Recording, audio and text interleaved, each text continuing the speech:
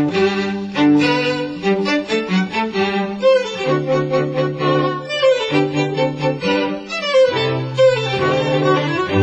think that we just have to accept that there is an inherent violence about settler colonialism, that, ultimately the settler colonial idea was about not recognising the validity of other cultures. That was Tom Lawson talking about the effects of the British Empire. The earliest art ever found in Egypt, which is pecked on the rocks overlooking the Nile, is of fishing equipment, and it shows that from the dawn of time, people have not only used the Nile, but they've celebrated the bounty of the Nile. And that was Toby Wilkinson on the historic importance of the River Nile.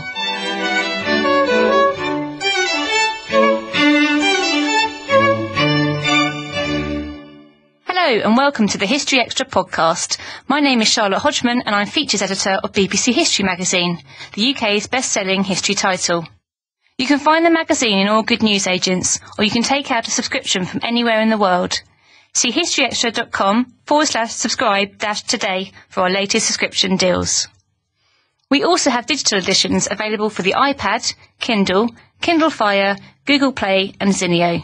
To find out more about all of these digital formats, head to historyextra.com/digital. We've also recently launched on Kobo. You'll find us under the e-magazine section on kobo.com. The treatment of other cultures during the expansion of the British Empire has long been a controversial subject. In his new book, Professor Tom Lawson from Northumbria University explores the often brutal experiences of the people of Tasmania. He spoke to books editor Matt Elton about his research and how he hopes it may add to our understanding of the Empire Project. So what first led you to write this book? Well, it's quite a kind of sort of serendipitous story, really. I've mainly worked previously as a historian of the Holocaust, and I'd written a book about the way in which the Holocaust was represented in history writing. And then, as a consequence of my being an editor of a journal called Holocaust Studies, we produced a special edition of that journal called The Memory of the Holocaust in Australia. And producing that got me thinking about how odd it was, in a way, that we were talking about the memory of a particular genocide, in this case the Holocaust, in a space that was itself, had itself witnessed genocide in terms of the treatment of indigenous populations there. So, in a sense, that's what led me then to think about genocide in Tasmania, and then links to myself, really, I guess, in terms of thinking about the kind of memory of that genocide in Britain, and how Britain had either dealt or not dealt with its kind of genocidal past in terms of the colonisation of Australia. I mean, this is, of course, a genocide that hasn't received much coverage, or has been perhaps in some way forgotten, which we'll touch on in a minute. But it does mean that I think maybe listeners won't know much about the events we're talking about. So when are we talking about? What kind of period and what happened? Okay, so the British established a colony in Tasmania, on the island of Tasmania, a colony that they called Van Diemen's Land, in 1803 and 1804. It was largely to function as a penal colony, and over the first period of the colonisation, there were exchanges of violence between the British settlers and an indigenous population on Tasmania that probably amounted to, we don't really know how many, but we probably amounted to somewhere between 8,000 and 12,000 people. I think the best estimates at the moment are probably around 9,000 people that were there when the British arrived. In the 1820s, so sometime after that original colonisation, relations between the indigenous population and the settlers became more and more violent, ending in effectively a period of conflict in the middle part and latter part of the 1820s, which was known contemporaneously as the Black War. Largely that happened in the 1820s because by that stage the colony had grown to such an extent that indigenous peoples were being forced from their land, and indeed their existence was being threatened simply by their inability to use the land in the way in which they had done previously. So that Black War led to large amounts of deaths of indigenous people, and of course there were also deaths by disease. By the end of the 1820s, the indigenous population had actually declined to just really a few hundred. And at that point, the indigenous peoples effectively, although indigenous population in Tasmania was not a unitary singular population, it was actually probably arranged into up to 9 different nations or different ethnic, linguistic and cultural groups. But the largest surviving cultural groups then at that point decided to effectively seek an agreement with the settlers. That agreement was reached, but one of the consequences of that was that the colonial government sought then to remove the surviving population of what we would now call Tasmania, and those people who had survived the conflict were deported to an outlying island called Flinders Island, which is about 40 miles, I think, off the coast of Tasmania, where they were where they lived then in a settlement that was known to the indigenous population as Wyverlena. And on that settlement, that population then declined to the point where by the mid-1840s there were just 47, I think, survivors who were then at that point sent back to a disused penal station on Tasmania, where the population further declined. The last quote-unquote Tasmanian man died in the early part of the 1860s, and the last woman, Truganini, died in 1876. That's a slight misnomer in the sense that the British themselves constructed this idea that they had, as it were, exterminated the entire indigenous population. That's not entirely true in the sense that there were indigenous people children of relationships between settlers and indigenous peoples who survived, and of course there is a Tasmanian Aboriginal community today that has a direct lineage to those people. But as far as the British were concerned, by 1876 there were no indigenous peoples left on Tasmania. I mean, that's fairly horrific treatment in quite a short space of history. What's the established view of who caused this, what happened, and why it happened? And then how does your study kind of differ from this, I guess? The difficulty, I guess, is in demonstrating, if we're talking about, how people died, it's difficult to demonstrate how many people died through, for example, violence between settlers on the frontier and indigenous peoples. I mean, this was a war in a sense that the indigenous people were defending their land and doing so themselves with some violence, and certainly settlers in Van Diemen's Land in the 1820s were afraid, and indeed thought that there was a threat to the very kind of survival of the colony. So, but in terms of the numbers, it's not clear how many people died through violence, how many people died through disease. So, for example, those people who were taken to Wyverlena, all of those died ultimately through disease, and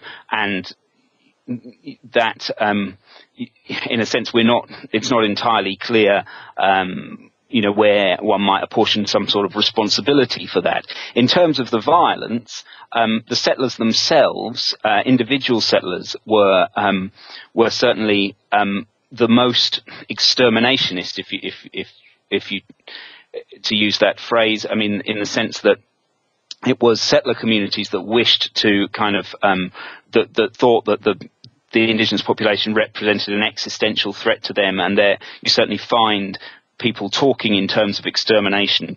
The colonial government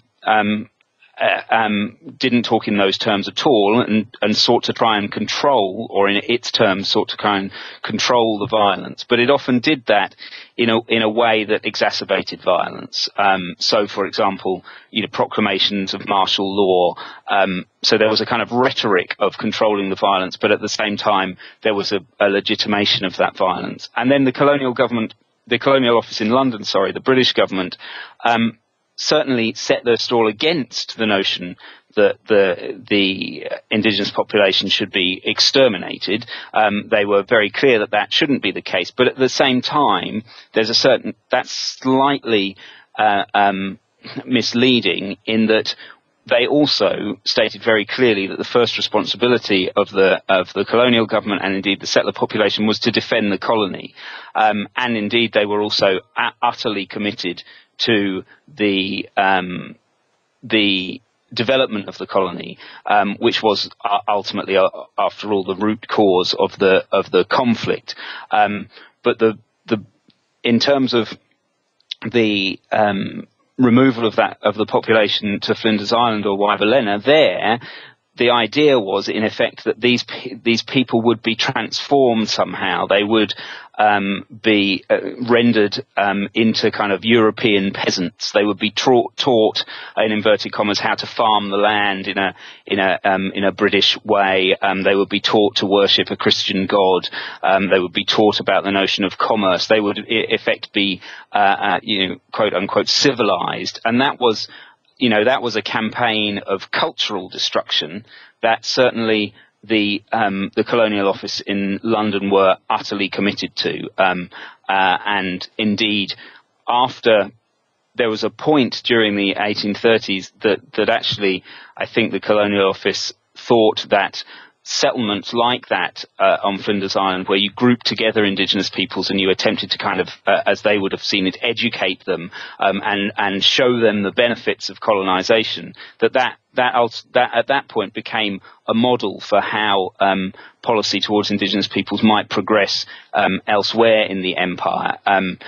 That didn't last very long because obviously the population declined, so it was clear that this wasn't clear to the Colonial Office that this wasn't working. But certainly I think that in terms of, you asked me how my interpretation was different. I think that it's different in the sense that what I try and investigate throughout is the relationship between violence and the destruction of indigenous peoples and the British government. And I guess what I'm trying to argue is that you have to look beyond the kind of instructions to against violence to think about where its root causes, and there I think you can apportion a great deal of responsibility to the very idea of the colonial empire itself, and to, in that sense, the representatives of that empire in government.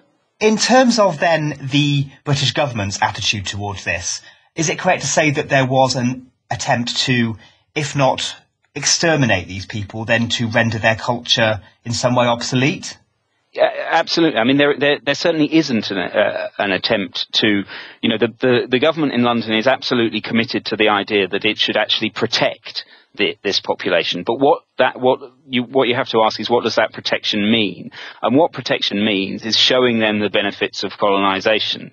And what that effectively means is a campaign of cultural destruction. There was no sense in which anyone involved in this story saw there being a future for indigenous peoples within their own cultures on the island of Tasmania. They saw their responsibilities to those peoples as converting them, as I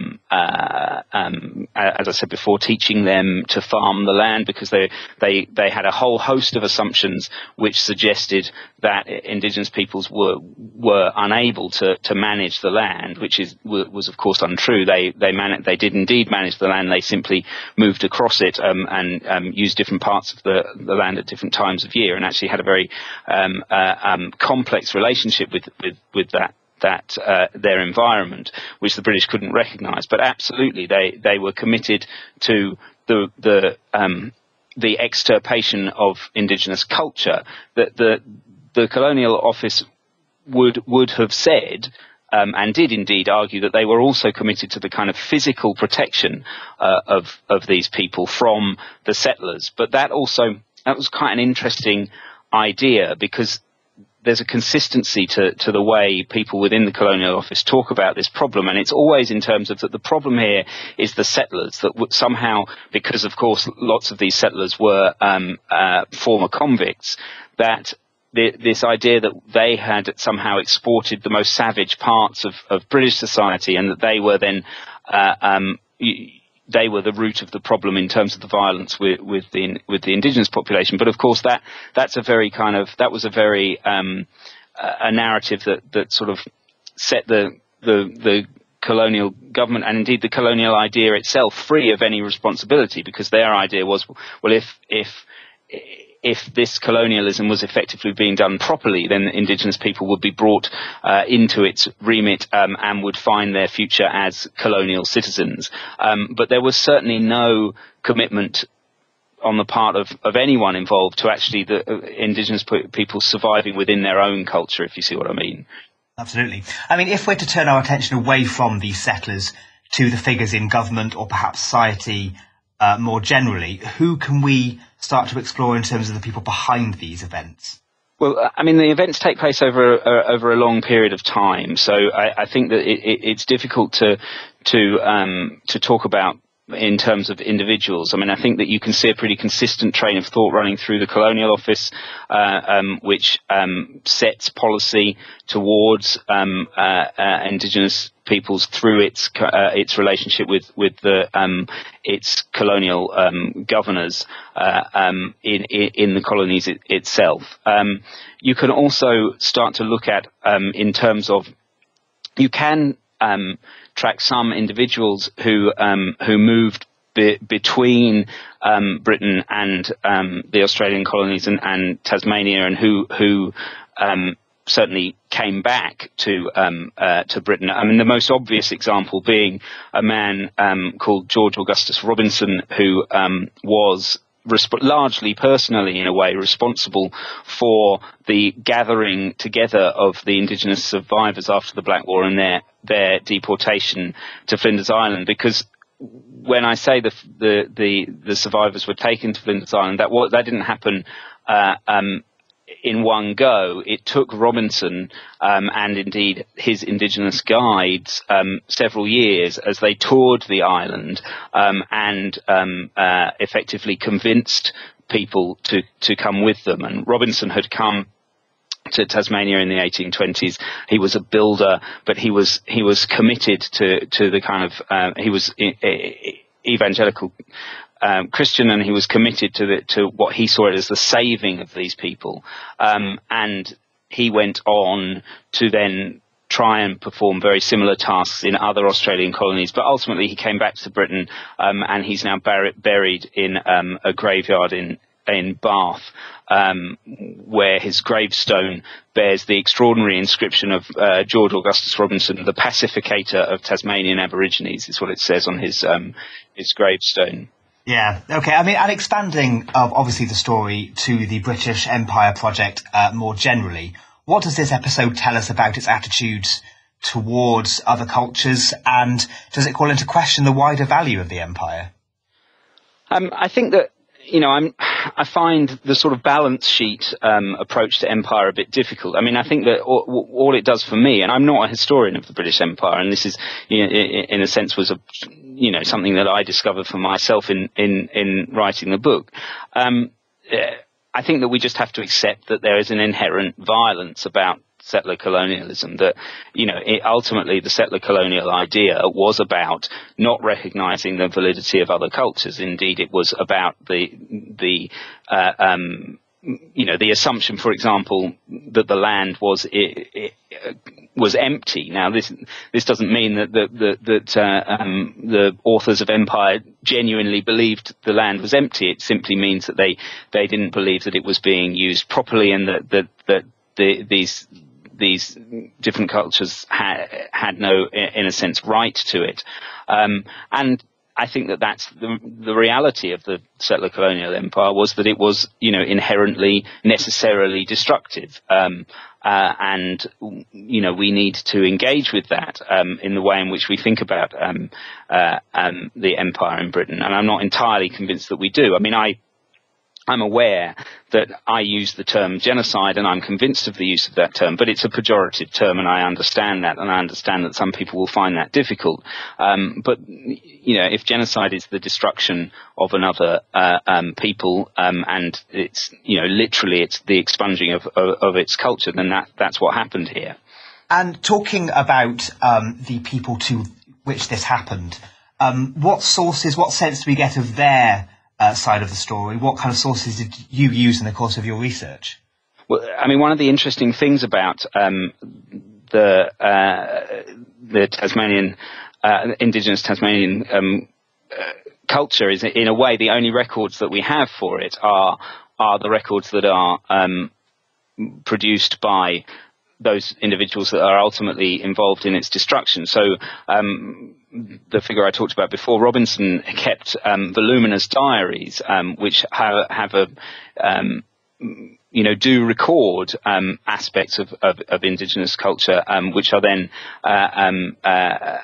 kept alive to this day through the present day community. I think that the other thing, and one of the things I was also really interested in, was the degree to which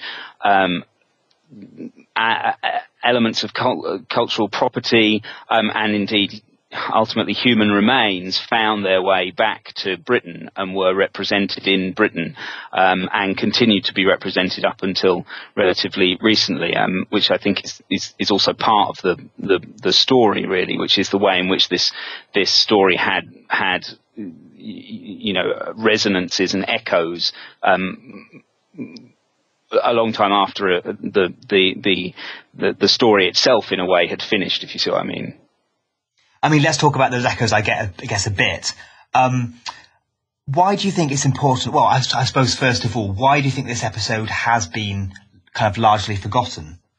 Well, I mean, the notion of it's being forgotten is a difficult one. I mean, I think if there was someone in Australia who was listening to this, they would say that it hadn't been forgotten at all, and was talked about in Australian society, in wider society, as well as in Australian academia. I think that the interesting thing is that conversation hasn't happened, it seems to me, in Britain, in the sense that we talk about, Australia struggles in some ways to come to terms with its kind of genocidal foundations, but there's this notion that somehow is a story that's nothing to do with Britain, which I think is interesting and I guess wrong. I think that I guess I would also say that one of the things I was really struck by is the presence of this story, the continuing presence of this story in British culture. I mean, these newspaper articles are written about the destruction of the indigenous peoples in Tasmania. There's the title of the book, The Last Man, comes from a article in the Times that was about the death of William Lanney, the last indigenous full-blooded, as they would have called it, indigenous male. There was another article in the Times that was a leader article in the Times that was entitled "We Have Exterminated the Race in Tasmania," or in Van Diemen's Land. Sorry. So there was actually a kind of cultural presence of what happened. It was represented in paintings, in museum displays of, as I say, human remains. Often you would find in a variety of museums across Britain the skulls of indigenous Tasmanians represented in displays of effectively displays of racial hierarchy. And it was usually noted that the indigenous peoples of Tasmania had been exterminated or had died out in some way. So there was a kind of enduring presence of this story in British culture. I guess it has declined in more recently, but you still found. I still found, its presence in a variety of places.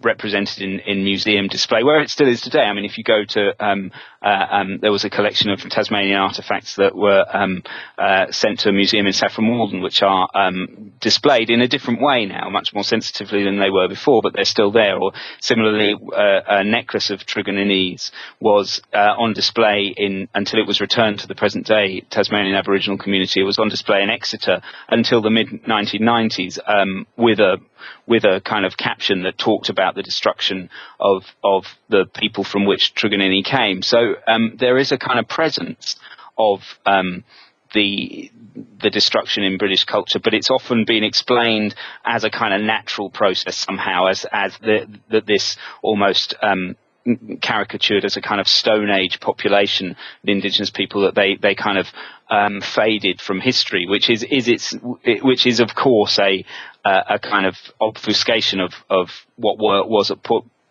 times of real violence, and at the end was certainly a period of forced ethnic cleansing, which certainly that part of the story perhaps it has not resonated. Sure, no. And we have touched on this briefly before. Do you think it's important that the British people come to terms with the negative side of the empire? And how far do you think this process has already started to happen? I mean, that's a difficult question to answer, isn't it? Because in a way it's so politicized. I mean, I think that, if you were to look at the first drafts of the new national curriculum for history when they came out last year or the year before, then you might say that it hasn't started to happen very far. I mean, I think that from my position as, previously and primarily someone who was interested in the Holocaust, I think it's interesting that we in Britain regard genocide, for example, as in a sense, the ultimate atrocity, the ultimate transgression, this desire, the idea of kind of expunging another people being a kind of crime against humanity, that we understand that, and yet there's relatively little attention paid to the moments of empire where those things happened, and where the British vision of the world did unleash that kind of violence on other parts of the world. So I think that there's a certain disconnect between our kind of our willingness to remember the crimes of others, in effect, and not to think about the violence of empire. So I'm not convinced that there's a great deal of reflection on that kind of part of imperial history in Britain at the moment, at least. Fantastic. What message would you hope that readers will take away from this book about this particular genocide? I think that, I would hope that people engaged with it as a kind of way of looking at genocide, and thinking about the way genocide relates to our own culture in Britain, and to think about the way in which some ideas that we might think of as very normal, like, for example, the notion of progress, which I think is still part of a kind of some visions of some sort of mainstream visions of historical development, that we might think about the violence within that. That actually those kind of ideas do disguise violence, and that we have to face up to the fact that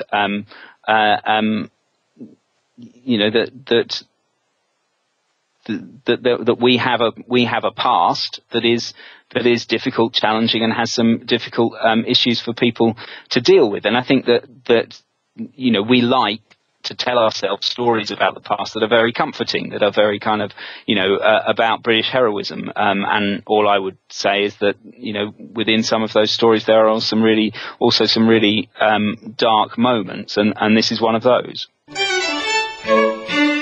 That was Tom Lawson. Tom's book, The Last Man, A British Genocide in Tasmania, is out now, published by IB Tauris. Before our next interview, it's time to catch up with the latest history news with our website editor, Emma McFarnon. A letter of advice on how to be a king, sent to the future George III by his father Frederick, Prince of Wales, is to go on display for the first time. The previously unseen letter, written in 1749, urges the future king to avoid war, ease the tax burden and not to trust flatterers. It will go on show at the Queen's Gallery, Buckingham Palace in April as part of a new exhibition titled The First Georgians, Art and Monarchy 1714 to 1760.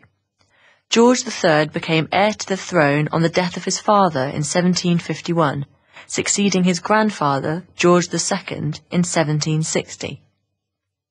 In other news, the world's oldest known Holocaust survivor has died aged 110. Alice Hertzsummer, who lived in London, died on Sunday morning. Miss Hertzsummer spent 2 years in a Nazi concentration camp in Theresienstadt after being born into a Jewish family in Prague in 1903. She was a renowned concert pianist who was recently the subject of an Oscar-nominated documentary, The Lady in Number 6, Music Saved My Life. Meanwhile, a lost portrait of Charles Edward Stuart, popularly known as Bonnie Prince Charlie, has been discovered in Scotland. The portrait, which dates to 1745, the year Charles launched his ill-fated invasion of England, was painted by Scottish artist Alan Ramsay. Painted in Holyrood Palace, it has for over 250 years remained almost entirely unseen in a collection at Gosford House just outside Edinburgh. It is the only portrait of Charles to have been painted in Britain. Thanks for that, Emma. And don't forget you can stay up to date with all the latest history news at historyextra.com. Toby Wilkinson is an Egyptologist based at the University of Cambridge. In his latest book, he tells the story of the Nile River, from ancient times up until Egypt's troubled present. Editor Rob Attar spoke to Toby a little while ago about his new book and began by asking him how important he felt the Nile was to the history of Egypt. The Nile is absolutely essential. I mean, there's this famous quote from Herodotus, the ancient Greek historian, that Egypt is the gift of the river, which is a simple way of saying that without the Nile there would be no Egypt. I mean, it is essentially the Sahara Desert, and the only thing that brings life to that part of North Africa is the River Nile. So historically and today, all life has depended on the river. And so clearly, as you said, Egypt wouldn't be possible without the Nile. Is there almost more than that, though? I mean, is it the case that the Nile gave Egypt a head start over the other countries around it that enabled it to be the first great ancient civilization? Yes, so the Nile doesn't just make life possible, but it also makes life productive. So because of the particular regime of the River Nile in ancient times, and indeed up to modern times, agriculture in Egypt is incredibly bountiful and indeed is more productive than in most other parts of the world, certainly other surrounding countries, which meant that from the time that people first settled down to farm in the Nile Valley, they were able to produce not just enough to eat, but enough to provide a surplus. And that immediately gives a society the ability to trade, to engage in what you might think of non-productive activities, in other words, developing a great civilization. And so it really does give Egypt a head start. And of course, the other crucial aspect of the Nile is that it unifies the country. It provides the main means of transport and communication, and means that it's relatively easy in Egypt to communicate and travel between towns and cities, all of which incidentally are located by the banks of the Nile. And so from a very early period, Egypt is able to be unified as a single country in a way that, for example, Mesopotamia was not. Now, the Nile clearly does travel down further than the borders of Egypt. So why was it that the entire Nile region didn't become one country? Why did it stop where Egypt stopped? It's a good question, and it has largely to do with geography. So from its journey northwards from its sources in the Ethiopian highlands and in Lake Victoria, as the Nile flows northwards, it encounters a series of obstacles in its path, sort of intrusions of hard rock across the river valley, which cause it to flow through rapids and waterfalls, and they're what we call the Nile cataracts. And they provide quite a barrier to shipping and communication. And it's only when the Nile has, if you like, overcome the final barrier, the first Nile cataract, that it flows uninterrupted down to the Mediterranean Sea. And it's no coincidence that that first Nile cataract coincides with the ancient boundary between Egypt and what was called Nubia, the area to the south. So it's really in the Egyptian Nile that the river takes on its most important characteristics of being easily navigable and a good source of communication. And therefore in that stretch of the river's valley that you get a great civilization developing. In that case, was it not the case that the civilizations further south of Egypt were able to communicate or reach Egypt with the Nile? Was it just not navigable at all? They were able to communicate with Egypt, but they never developed the same sort of large-scale unified civilization that occurred further north. So you do get a number of small-scale cultures developing on the Upper Nile in what is now Sudan, but they never have the geographical hinterland to really take that next step towards being a great civilization. So they always remain somewhat subservient to Egypt in the north. In the ancient Egyptian period, that's obviously a very long period of time, but how did people then understand the Nile? What did they think of it? Well, it's a very good question, and the ancient Egyptians had no name for the Nile. They simply called it the river because it was the only river in their world. And they understood that it had its origins beneath a great cavern at the area of the first cataract. And this was because this was where the floodwaters of the Nile first became audible and visible. And so they believed it was divinely sent. It was sent by the gods to water Egypt. And indeed, there's a wonderful religious hymn from the 14th century BC, which contrasts Egypt with the other countries around it. And it makes the very telling point that Egypt has a Nile, has a river, to bring life to the land, whereas in other countries, the river is in the sky. In other words, the rain falls from the sky, whereas in Egypt, the rain comes from the rainwater in the river. And how well did the people of ancient Egypt actually understand the river and how the river actually worked? Well, they certainly, by long experience, understood its annual cycle of flood and then receding waters, and they understood that they could harness the power of the Nile to irrigate their fields. They didn't know, for example, where the Nile had its source. As I say, they thought it was in a cavern deep below the first cataract, and we now know that in fact it flows from the Ethiopian highlands and Lake Victoria. But they certainly understood that it was the key to Egypt's life and livelihood, and there are hymns to the River Nile, and they worship the Nile flood as a god of great sort of bountiful generosity. Do you think there were any downsides to Egypt from being so dependent on this river? Absolutely there were. So the greatest downside was the unpredictability of the Nile flood. If the Nile flooded at a kind of moderate level, then that brought water to the fields and meant that Egypt would prosper. But if the flood was either too high or too low, it would bring disaster and famine. So if the Nile flood was too high, it would wash away ditches and dikes and breach field boundaries and inundate settlements and fields for too long and would cause famine. And if the Nile flood was too low, the fields would simply not receive the water that they needed for the crops to grow. And again, starvation ensued. So the Egyptians were very conscious of the fact that the Nile it could give and it could take away, and the balance between, if you like, bounty and famine was a very, very fine balance. Was the Nile then reflected in other aspects of Egypt's culture, such as their language and their religion? Well, what is quite interesting is that although the Nile was so central to the Egyptian way of life, it wasn't by any means the most important god. You might have thought that they would have worshipped the Nile above all else. In fact, they worshipped the sun above all else. And I think that has something to do with the fact that the sun rises and sets every day. So every single day it brings the promise of rebirth and new life when it rises every dawn. Whereas the Nile was just kind of there. It was a constant in their lives.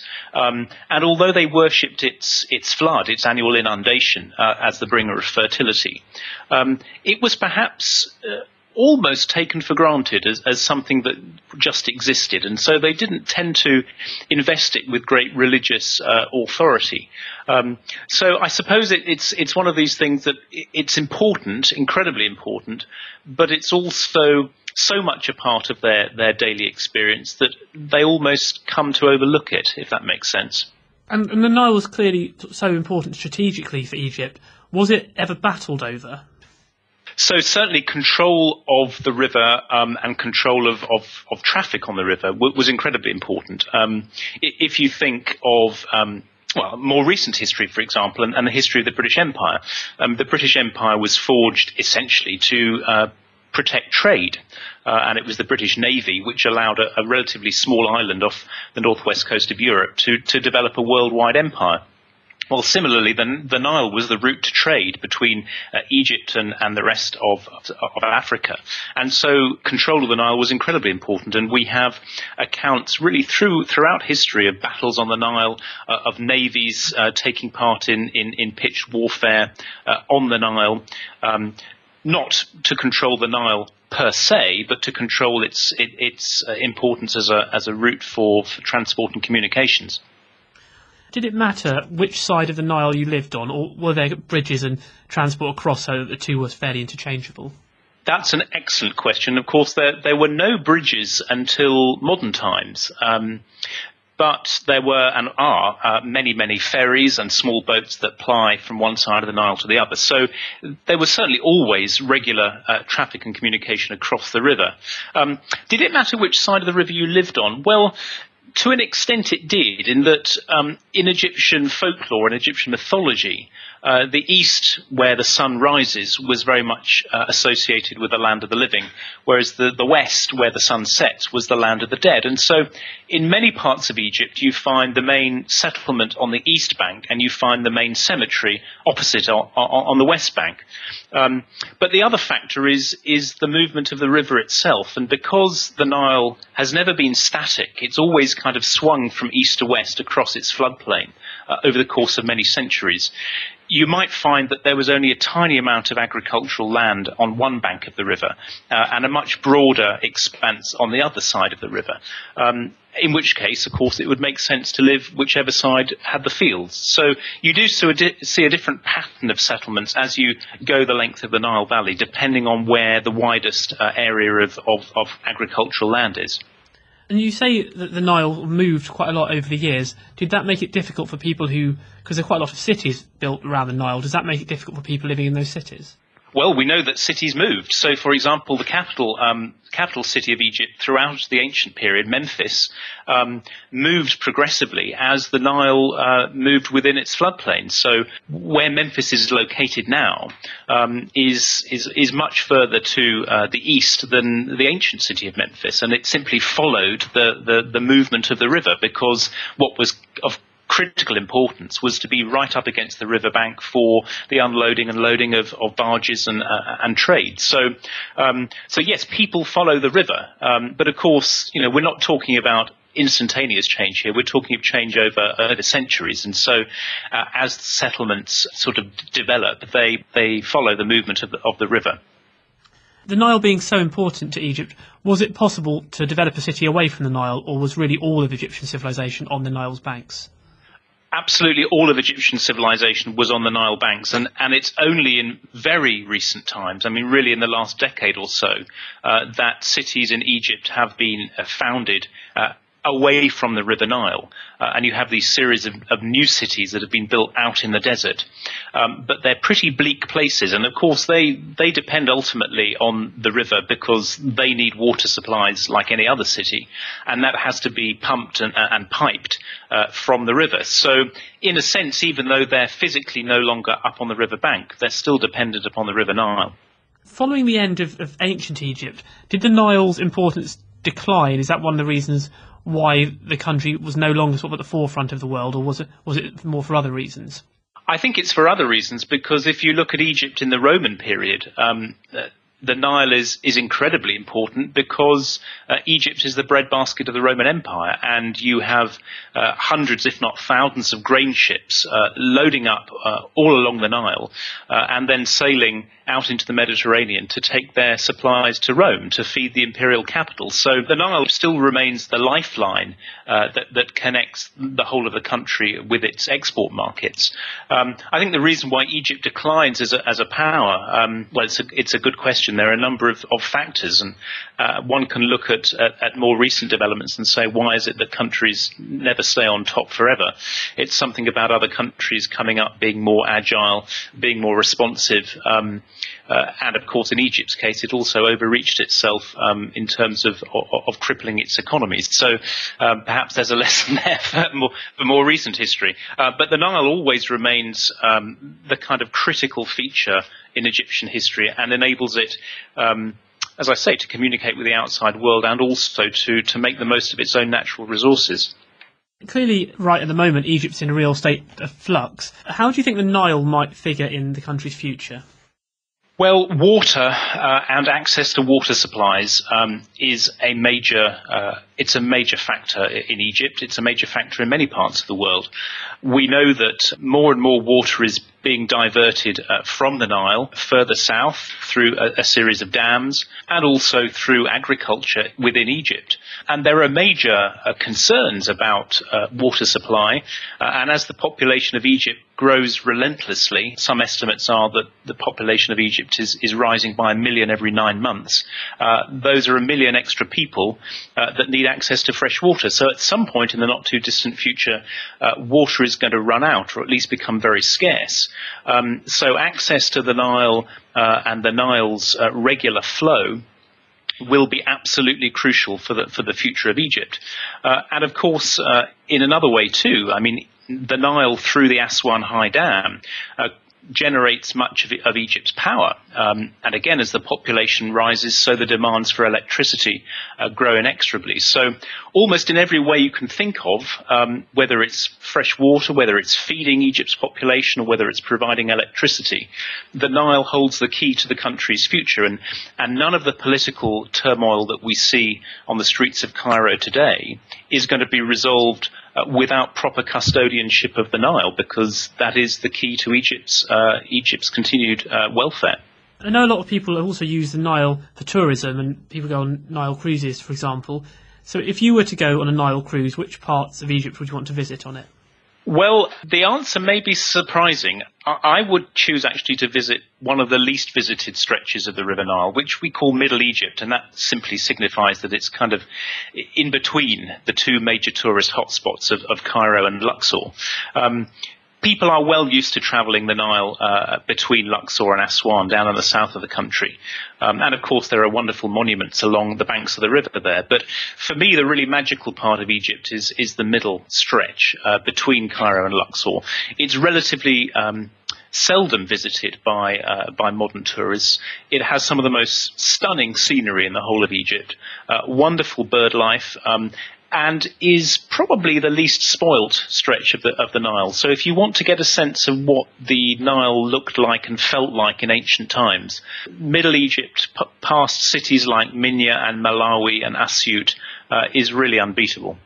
That's great, Toby. I think that I've been through the questions I had to ask you. Is there anything else you'd like to cover at all, or you wanted to mention? I think I would simply say that, you know, the Nile, not only through its kind of its presence and its life-giving powers, but through its kind of hold on the Egyptian psyche, is, if you like, the kind of silver thread that runs throughout Egyptian history from the earliest times down to the present day. And I would just encapsulate that in two small kind of facts, really. One is that, you know, we're very accustomed to seeing ancient Egyptian art on tombs and temples. And in fact, that artistic tradition can be traced back thousands of years before recorded history. And the earliest art ever found in Egypt, which is pecked on the rocks overlooking the Nile, is of fishing equipment. And it shows that from the dawn of time, people have not only used the Nile, but they've celebrated the bounty of the Nile in their art. So go back as far as you like, and the Nile is there, central to Egyptian consciousness. And then the other fact, of course, is what's happening today and has happened in the last couple of years since the overthrow of Mubarak. And it's that time and again, the great flashpoints of Egyptian history are by the banks of the Nile, the bridges over the Nile in Cairo. These are the places where pitched battles are being fought between supporters of opposing camps, and it's where people go literally and metaphorically, to cool off after incidents. So the Nile is there, always has been there, and I think no matter what the future of Egypt, and it certainly looks uncertain, the one thing that the Egyptians know they can depend upon is the Nile, and that gives their life some stability in a very changing and uncertain circumstance. And that was Toby Wilkinson. The Nile Down River, Through Egypt's Past and Present, has just been published by Bloomsbury. Just before we go, here's a reminder that BBC History magazine is holding 2-day events at Bristol's Shed on the 15th and 16th of March. We begin with a Vikings Day on Saturday, followed by a First World War Day on the Sunday. In each case, you'll get the chance to hear talks from a range of expert historians and enjoy a buffet lunch. For more information and to find out how to purchase tickets to these events, visit historyextra.com/events. Well, that's almost all for this week. Do get in touch with your views by emailing podcast@historyextra.com, and we'll do our best to read out some of your messages in future episodes. Don't forget, our March issue is now available in print and digital formats, with features on Henry VIII's court, as seen through the eyes of a long-serving ambassador, Viking dominance of the seas, and the legend of the Long March. You can also keep in touch with us on social media. Follow us on Twitter @HistoryExtra and like us on facebook.com/HistoryExtra. Plus, make sure you visit our website, historyextra.com, for all the latest history news, blogs, image galleries, features, quizzes and much more. Next week we'll be finding out about the Nazi women who visited London and taking a sneak preview at a new Viking exhibition at the British Museum. Do join us for that. This History Extra podcast was recorded on location in Bristol and was produced by Jack Fletcher.